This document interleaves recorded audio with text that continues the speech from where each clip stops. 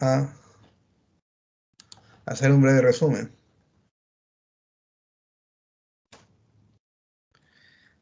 He dicho que las cargas, bueno, vamos a ver elementos de flexión. Obviamente, según el código 6318, el, el elemento a flexión más característico es la viga. Entonces, pero obviamente los conceptos que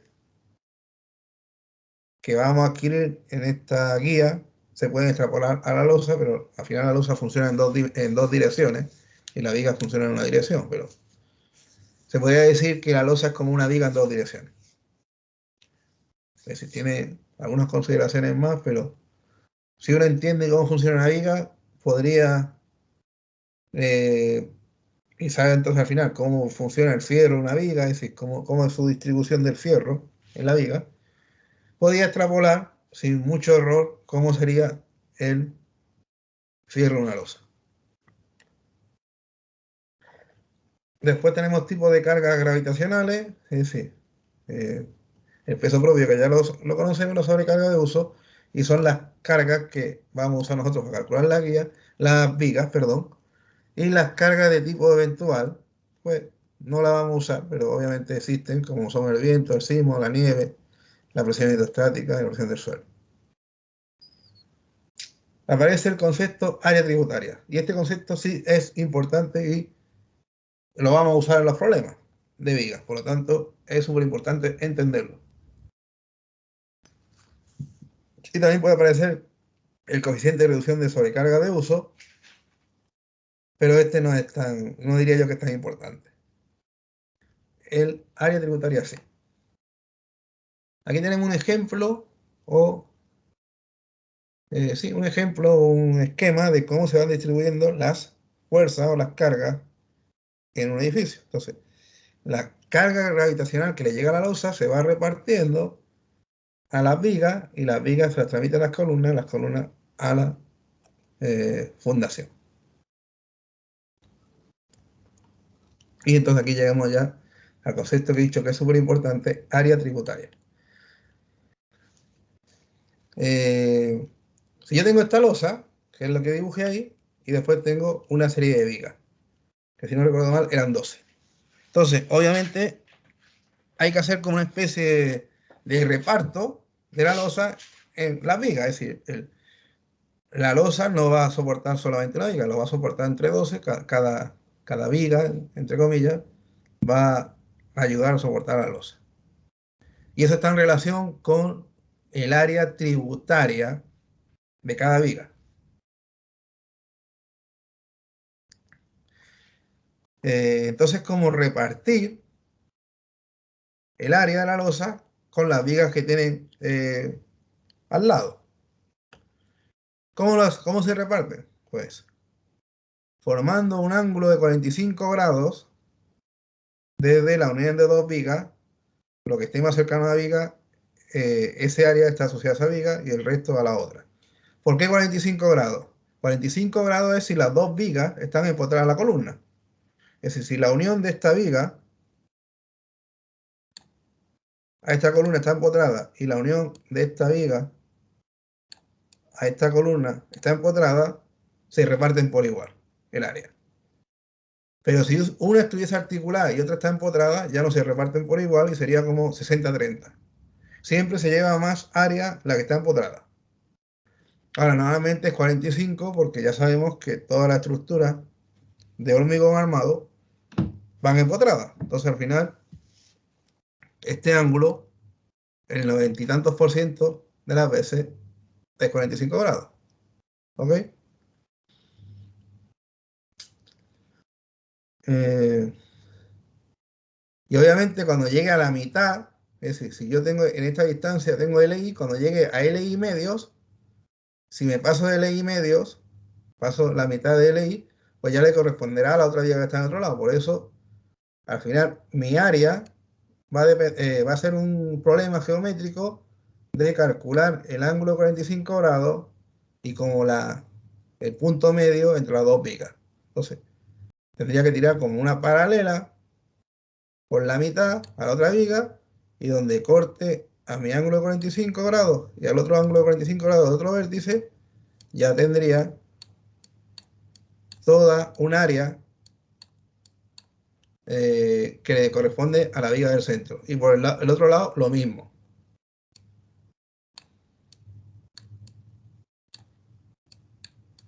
Entonces, ¿a qué llamamos ancho tributario? Porque esto sería el área tributaria. Esto es el área tributaria. Y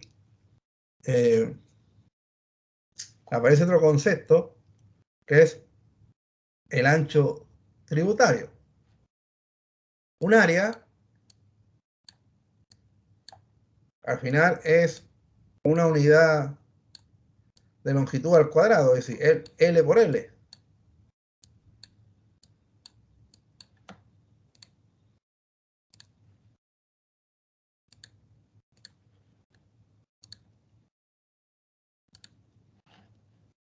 Al final es una unidad de longitud por longitud, o longitud al cuadrado. Pero obviamente esas longitudes no tienen que ser iguales, esos lados no tienen que ser iguales, no tiene por qué ser un cuadrado, es decir, un área también puede ser un rectángulo. Por lo tanto, en verdad, cuando yo quiero calcular el área tributaria, voy a tener como dos magnitudes. El largo de la viga, que en este caso, para la viga que estamos considerando es Lx. Entonces,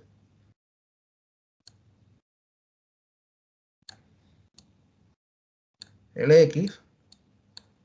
Y obviamente me faltaría otra magnitud, otra longitud, pues va a ser como el ancho que le corresponda como de área. Es decir, ¿y cuál va a ser el ancho? La distancia que vaya desde un borde del área hasta el otro borde. Y obviamente perpendicular a la longitud de la viga. Entonces al final el ancho es perpendicular y esto sería el ancho.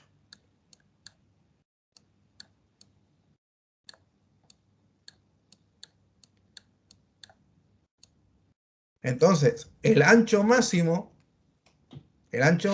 de mi área tributaria es lo que se llama ancho tributario. Entonces aparece el concepto de ancho tributario. Y esto es importante porque en los problemas van a tener que calcular el ancho tributario. Y si calculan más el ancho tributario, al final calculan más todo el problema.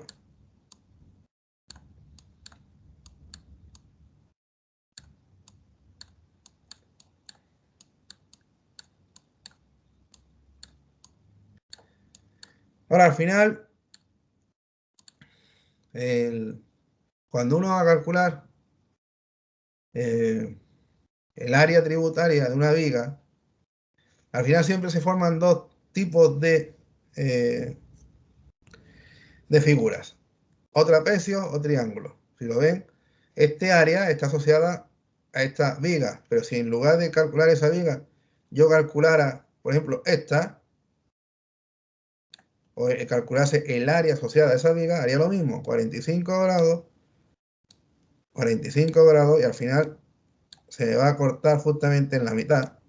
Y entonces aquí tendría un triángulo. Y aquí el ancho tributario sería la altura de ese triángulo.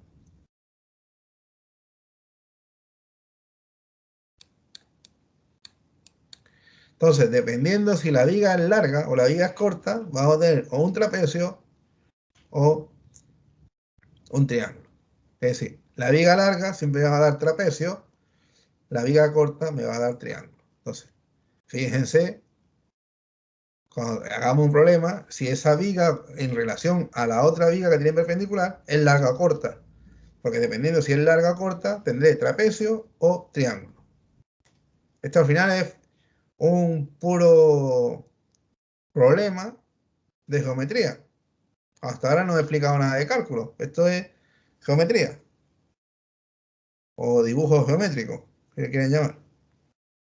¿Alguna duda hasta aquí?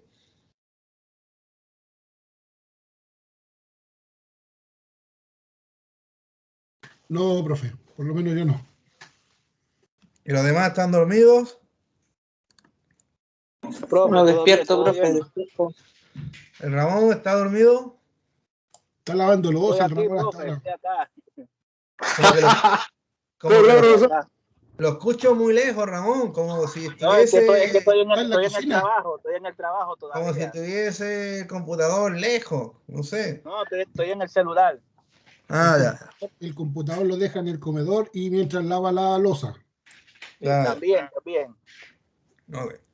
Bueno, después de este mini break, seguimos. Entonces entiendo que entendimos todo.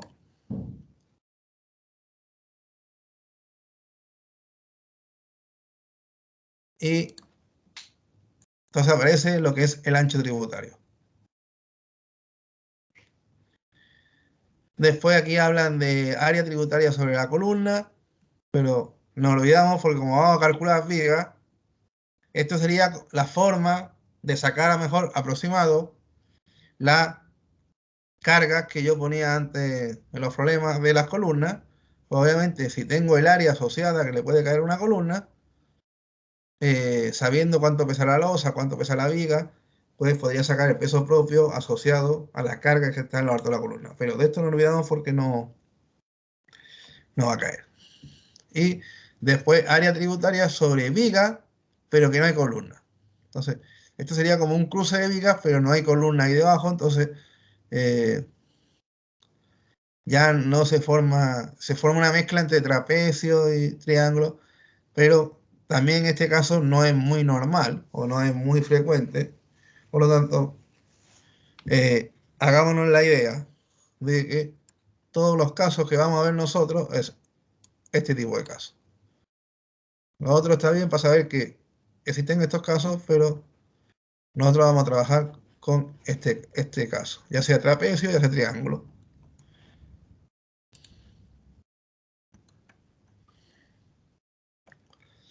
No voy a entrar en la acción del viento, en primer lugar, porque dada el país que vivimos, que es un país sísmico, y si estamos hablando de estructuras de hormigón, rara vez la acción del viento va a ser importante en una estructura de hormigón. Porque como tiene tanto peso, al ser hormigón, es decir, no estamos hablando de un galpón, sino estamos hablando de hormigón. Y de eso se trata la unidad, calcular viga de hormigón.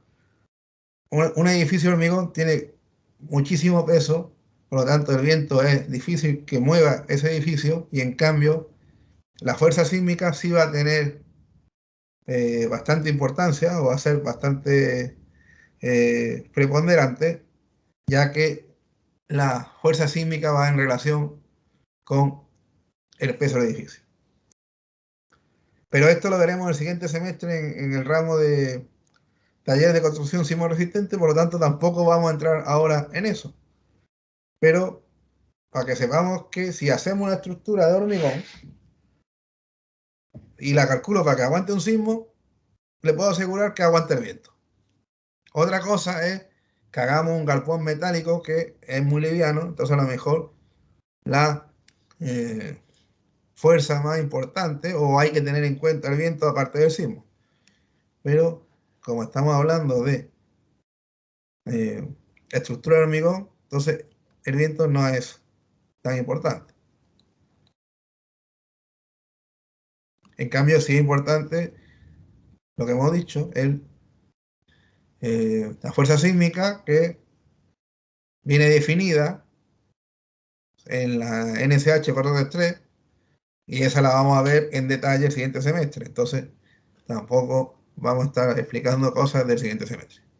Y ahí vamos a ver método estático y de la fuerza lateral equivalente. Entonces, como que aquí habla de eso y se está adelantando a la materia que tenemos que dar en este semestre y se salta un semestre. Entonces, algunas veces la guía avanza en unas cosas y en otras cosas no llega, entonces. Pero bueno, ahí estoy yo para ponerle énfasis a unas cosas y quitarle el énfasis a otras. Entonces, vamos a ver cálculo de vigas, que hemos dicho que son las estructuras o elementos estructurales que soportan flexión. ¿Y qué hacen las vigas? Pues transmiten las cargas de las losas a las columnas.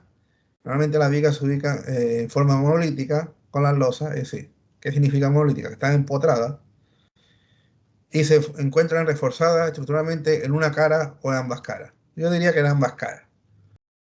Y obviamente, dependiendo de la zona que estemos, de la viga, pues a lo mejor tendrá más fierro en un sitio y más fierro en otro, pero al final está reforzada en ambas caras, es decir, en la parte superior y en la parte inferior.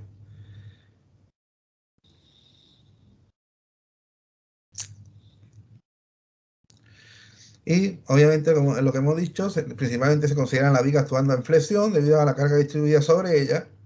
A medida que se aumenta dicha carga, es decir, a medida que voy aumentando la carga, y aquí no son cargas puntuales, son cargas como uniformes, es decir, tendríamos que recordar conceptos de resistencia y conceptos de estática, pues obviamente la viga cada vez se va a deformar más hasta que la viga falle y empieza a tener fallas por flexión que van a tener grietas, pero no, lo que sí es importante aquí, que la falla por flexión no es una falla frágil y una falla dúctil, es decir, es como que la viga va a empezar a fisurarse, pero no con la primera fisura se rompe, sino se pueden generar muchísimas fisuras hasta que se rompa. Entonces, como que nos está dando la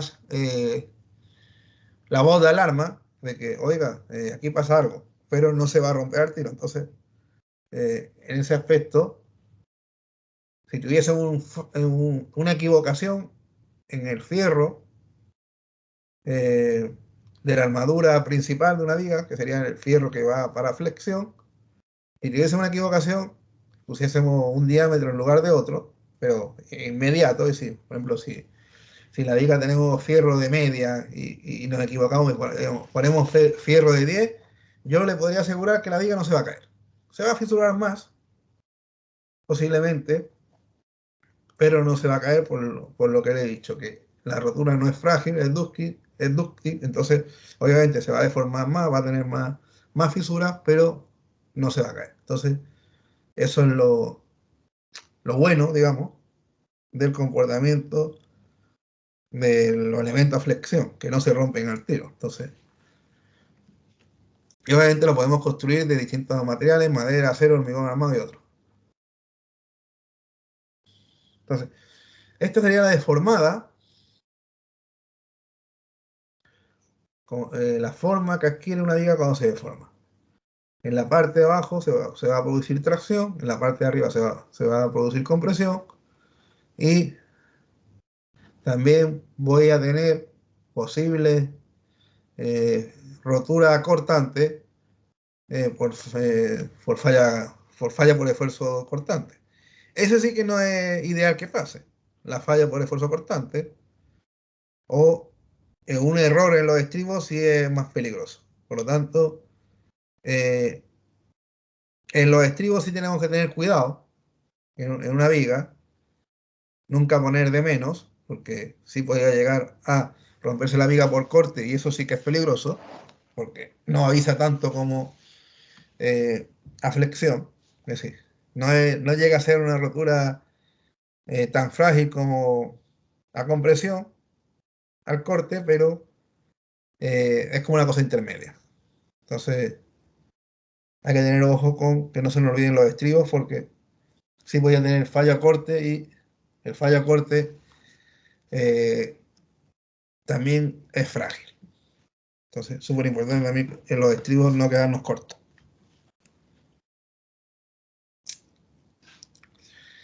Aquí viene un detalle de cómo yo tendría que hacer la unión de la columna con la unión de la viga, esto es una viga, y con la unión de la columna, para considerar que hay un empotramiento. Entonces, se ven los fierros de la viga, se entrecruzan con los fierros de la columna, e incluso hay estribos, y entonces va a ser solidario, y hay unos refuerzos, ahí tiene un refuerzo, ahí tiene otro refuerzo, y otro refuerzo, justamente en la unión de la columna con la viga. Esto también lo podríamos extrapolar a la unión muro con losa. Asumir que esto es una losa y asumir que esto es un muro, pues lo mismo. Debería también haber un refuerzo de estas barras. Entonces, si alguien ha trabajado en obra y ha visto la unión de la losa con el muro, siempre tienen estas 4 barras, aparte de que la armadura de la losa entre perfectamente al muro y se intercruza con las verticales de los muros. Lo que no va a tener a lo mejor son los estribos, obviamente. Los muros no tienen estribos, pero sí tienen las trabas, que al final hacen las funciones de los estribos. Entonces, este ejemplo de encuentro de vigas con columnas también nos sirve para hacer una idea de encuentro de losa con muro. Y al final todo esto es para garantizar que la columna y la viga estén empotradas. Porque todos los cálculos que vamos a hacer nosotros es asumiendo empotramiento entre columna y viga. Entonces vamos a calcular vigas empotradas.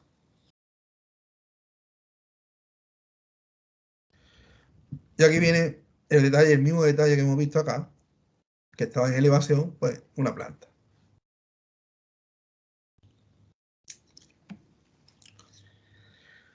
Aquí vamos a hablar de... Aquí en verdad sería, a ver cómo lo explico, en esta parte, si lo estudiamos o hacemos las ecuaciones, al final de este dibujo es de donde sale la ecuación del cuantía balanceada. ¿Y en qué se basa la cuantía balanceada? Hemos dicho que en la guía anterior, que la cuantía balanceada es cuando los dos materiales empiezan a plastificar en el mismo momento. Entonces, ¿qué significa que empiezan a plastificar? Que llegaron a su deformación máxima. Entonces, aquí arriba, que se me está comprimiendo, es decir, esto es como la viga que hemos visto antes, que se dobló así. Entonces, la parte de arriba está comprimida y es como si ahora le meto un corte acá y lo abato. Entonces, este trozo es como el trozo que tuviese aquí.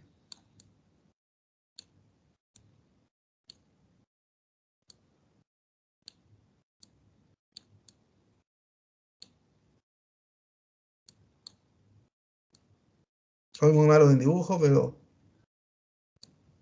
más o menos para que se hagan una idea de que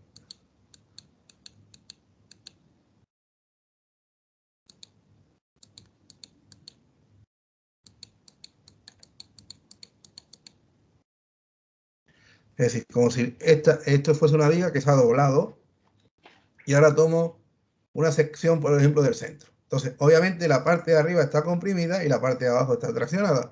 La parte de abajo está trabajando el acero y la parte de arriba está trabajando el hormigón.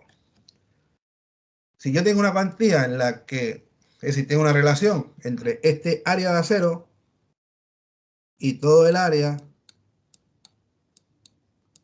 de concreto, hay una relación tal que se produce en el mismo instante la deformación máxima del hormigón y la deformación máxima del acero.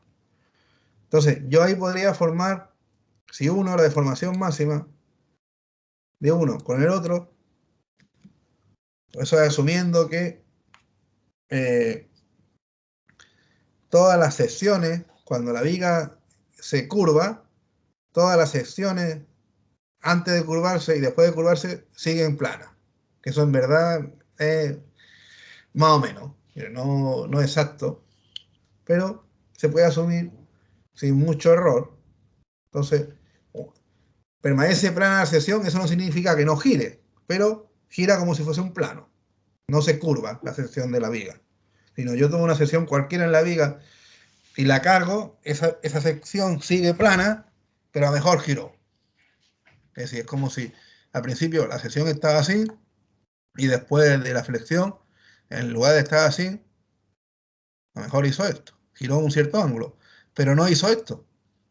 Y hablo de la sección, no el eje de la viga. Entonces, obviamente, como cada sección va a girar un ángulo, al final, si uno los bordes de las secciones, me da esta curva. Entonces, asumiendo que la sección de la viga en un punto cualquiera sigue siendo plana, yo puedo unir la deformación máxima de la parte inferior con la deformación máxima en la parte de arriba. Y al final se me forman dos triángulos. Entonces, aplicando relaciones de semejanza entre los triángulos, o teorema de Tales, o la regla de tres simples, y como lo quieran llamar, yo puedo obtener lo que se llama la cuantía. Entonces, si recuerdan, la cuantía balanceada, que era 0,85 por B, F'C, Fi, y después multiplicaba un paréntesis y ponía 0,03 dividido por Fi por partido ES, que es la tensión de influencia de acero y el módulo de formación del acero. Pues curiosamente, Fi partido ES es esto, la deformación máxima del acero. Porque la deformación máxima del acero no es igual en todos los aceros. Es decir, el acero de 280 tiene una deformación máxima distinta del acero 440. Entonces, por eso se tiene que formular esto como Fi partido módulo de formación del acero. En cambio, la deformación máxima del concreto siempre es la misma básicamente, y es 0,03. Entonces, el paréntesis viene del análisis de estos triángulos. Entonces, al final es una fórmula de aplicar trigonometría. Y ahí se obtiene la cuantía balanceada. Entonces, para que sepan que la cuantía balanceada no es inventada, sino tiene una base física. Después a lo mejor le ponen unos coeficientes de seguridad y tal, pero viene de aplicar eso. Igual que en la columna compresión teníamos que aplicar la ecuación de la CI, aquí tenemos que aplicar la ecuación de la CI, pero el coeficiente no es el mismo. Es decir, por un lado tengo el momento último, ese sí va a venir de los momentos flectores multiplicados por su coeficiente, ya sean peso propio o sobrecarga, es decir, multiplicado por 1,2 o multiplicado por 1,6, y obviamente sumado,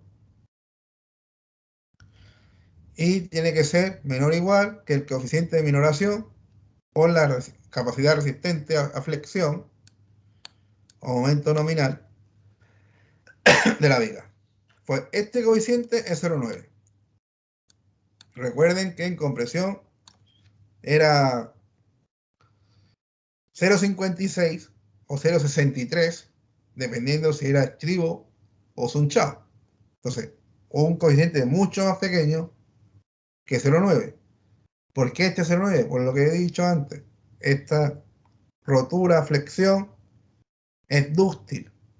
No hay mucho peligro para acercarnos casi a la rotura, porque no se va a romper de golpe. Entonces, por eso solo dejo un margen de seguridad del 10%. En cambio, en la rotura de compresión, como llega al límite elástico un poquito después romper el concreto. Entonces, no me quiero ni acercar.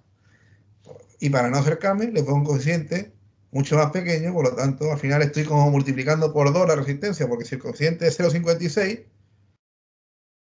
estoy reduciendo casi a la mitad la resistencia de compresión de la columna.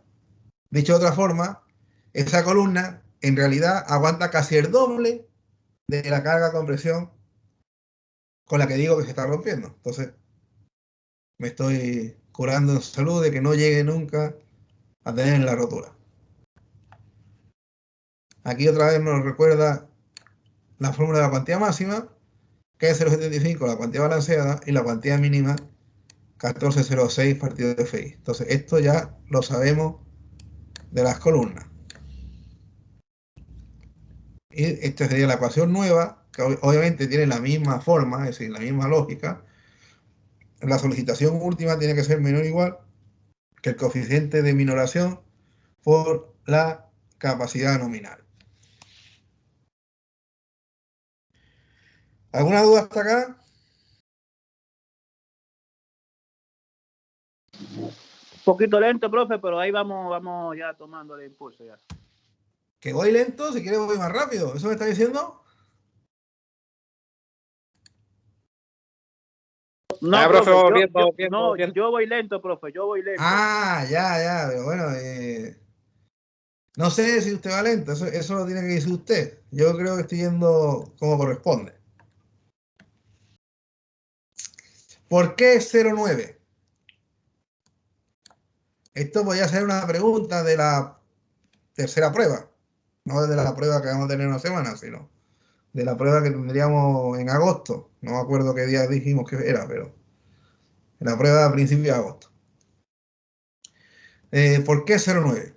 Pues, obviamente, algunas inexactitudes de la teoría que se ha utilizado para obtener el momento nominal, que esa teoría de obtener el momento nominal es lo que he dicho de considerar que la sección permanece plana. Es decir, eso es, si no recuerdo mal, se llama la ley de Navier-Stokes. Entonces, obviamente eso no es exactamente real, algo se curva, entonces, obviamente por ahí tiene algo de error.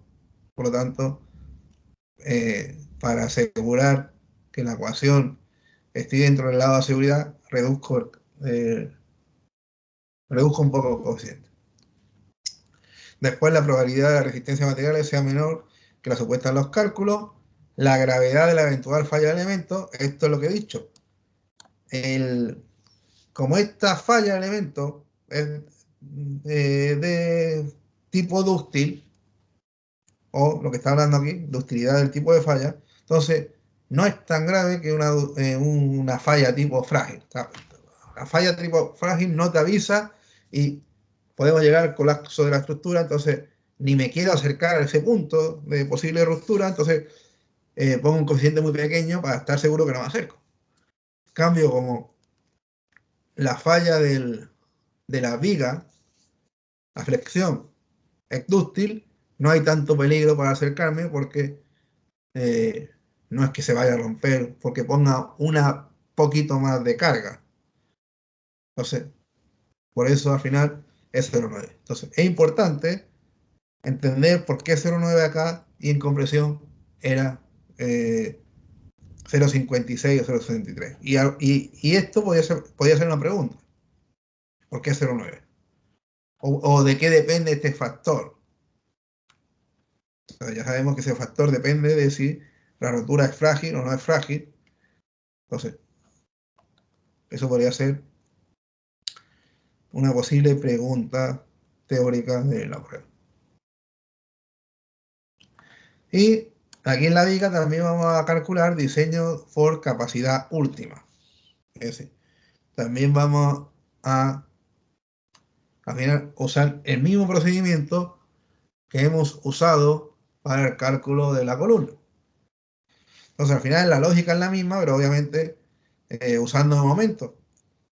Vamos a usar la ecuación, la cuantía balanceada, es decir, esto ya lo vimos en columna, vamos a usar esa cuantía balanceada. Este B es lo que decía en clase, que dependía, que era 0,85 o si aumentaba de hormigón más grande de H30, variaba. Pero si nos movíamos hasta H30, era constante a 0,85. Es decir, para hormigones mayor de 30, usaría esta fórmula.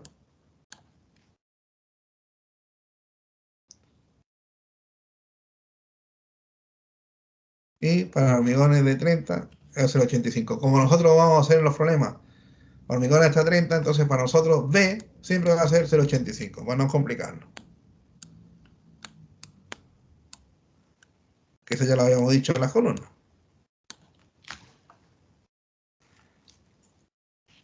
la cuantía que vayamos a usar en nuestros cálculos ya sabemos que tiene que ser mayor que la mínima y menor que la máxima. Entonces, esto también no es nada nuevo, ya lo sabemos de las columnas. Y obviamente cuando yo vaya a calcular una viga, pues también no sé cuál es el área de la viga, ¿ok? No sé cuál es el área de la viga. Pero lo que sí sé, por ejemplo, si esto es una viga y tiene una anchura B y una altura H, el parámetro más importante de la viga es la altura. Ese es el parámetro más importante y el parámetro que le da mayor resistencia. Porque esto va relacionado cuando en estática estudiamos el momento de inercia de un rectángulo que era un doceavo de BH cubo. Entonces, quien me da la mayor inercia es la altura. Y al final la inercia está relacionada con la resistencia. Por lo tanto, el parámetro o la dimensión más importante de una viga es la altura. Entonces, normalmente para calcular la altura, nosotros fijamos la anchura. Y obviamente la anchura va a estar en relación con la columna. Y lo normal es que sea la anchura, pues la anchura de la columna o un poco menos. No significa que no pueda ser más, pero lo normal es que la anchura sea, la anchura de la viga, sea la anchura de la columna. Entonces es un parámetro que vamos a fijar. Después obviamente vamos a tener que aplicar la ecuación del ACI, que ya la he explicado antes. Y al final esa ecuación del ACI yo tengo que obtener D, que es lo que le llaman peralte útil o canto útil o altura útil. Ya le explicaré por qué. H es la altura del hormigón, pero al final, ¿qué va a pasar? Que yo tengo fierro aquí abajo. Vamos a dibujarlo aquí. Yo tengo una viga y aquí tengo el fierro. Entonces, toda esta parte de abajo se va a fisurar. Y cuando llega el fierro va a va a soportar la tracción y a partir de ahí no se va a fisurar. Pero toda la parte de abajo, con el recubrimiento de la parte de abajo de la viga, como no hay fierro, ese hormigón se va a fisurar. Entonces, el área útil de concreto de la viga es hasta el fierro. Por lo tanto, el B es el mismo, pero la altura ya no es H. Yo tenía antes aquí H, la altura es hasta el fierro. Y esto se llama D. O canto útil, o altura útil, o peralte útil. Es decir, todos esos tres nombres los pueden encontrar en la bibliografía. Que normalmente, para hacer una idea, D más o menos, es como el 90% de H, más o menos, pero más o menos nos podríamos hacer una idea que es. Pero en verdad deberíamos ver el recubrimiento y calcularlo.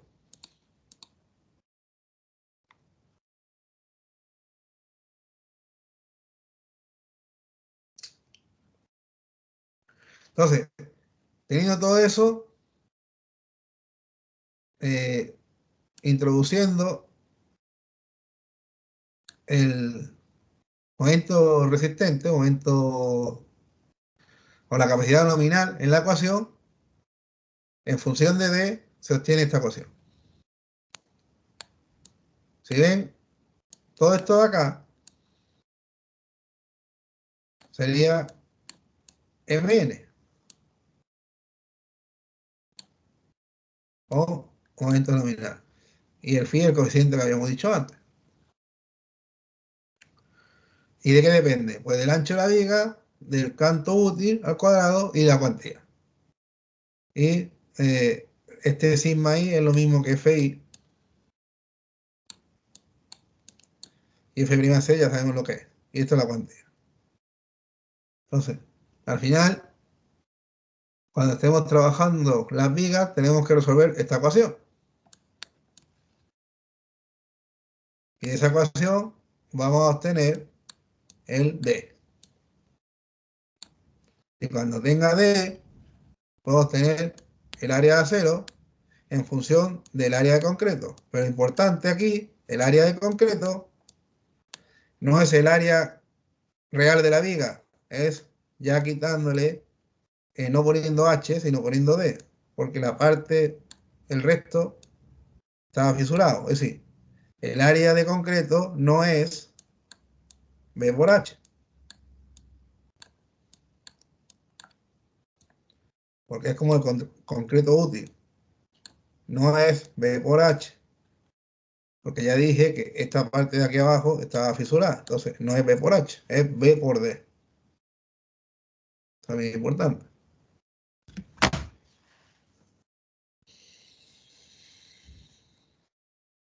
Y obviamente cuando ya tenga calculado cuánto es mi área de concreto, que podríamos decir área de concreto teórica, y tengo mi área de acero teórico, al final tengo que hacer mi mono correspondiente de mi viga, que es parecido al mono que hacemos en las columnas.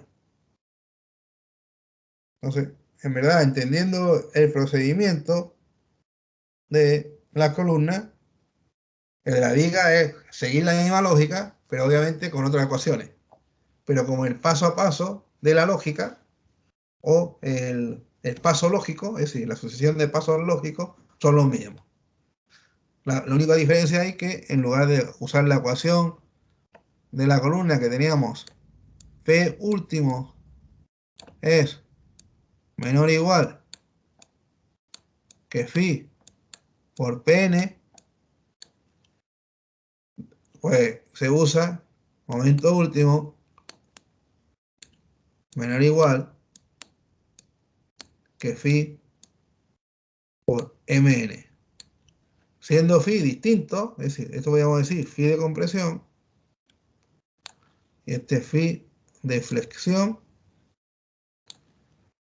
y obviamente el momento nominal también es distinto a la capacidad nominal de compresión.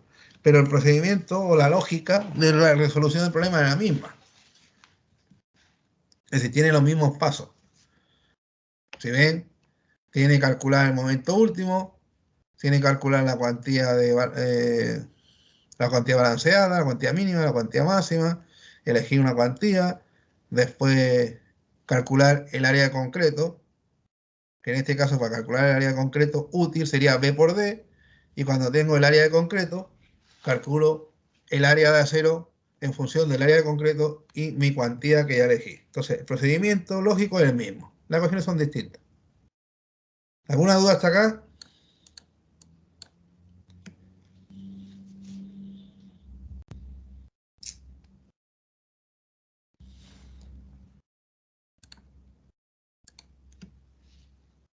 No, profe, ninguna. Pues lo vamos a dejar, que yo creo que el Ramón está, que va lento, ¿no, Ramón? No, estoy ya a poquito, ya a poquito. Ya, ok. Iván, ¿iba a decir algo? No, nada, profesor, todo claro. Gracias, Bueno, profesor.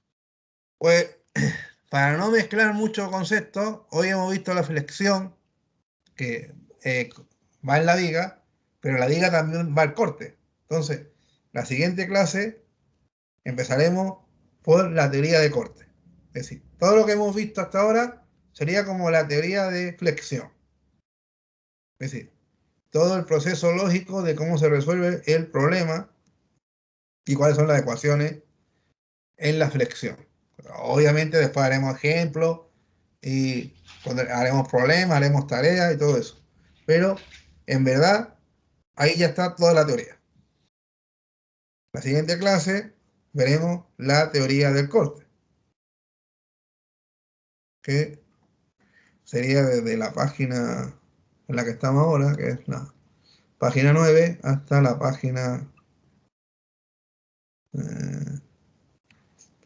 10. Y ya en la 11 vendría un ejemplo de un cálculo de viga. Y ya vendría el ejemplo completo y después unos formularios que también explicaré. Entonces, lo dejamos hasta aquí. La siguiente clase, que es el lunes, pues seguiremos. El martes, profe, el martes. Ah, sí, el martes. El lunes lo tengo con lo de construcción. Ustedes son ingeniería, sí, sí. Exactamente. Pues, nada, chiquillos. Tengan buen fin de semana, largo. Vale, profe, gracias. Igual a usted. Igual, profe. Y pásalo bien, Ramón. Chao, Ramón. Trataremos, trataremos. Que no te peguen tanto en la Igual. cabeza porque estés más bueno. Chao, chao.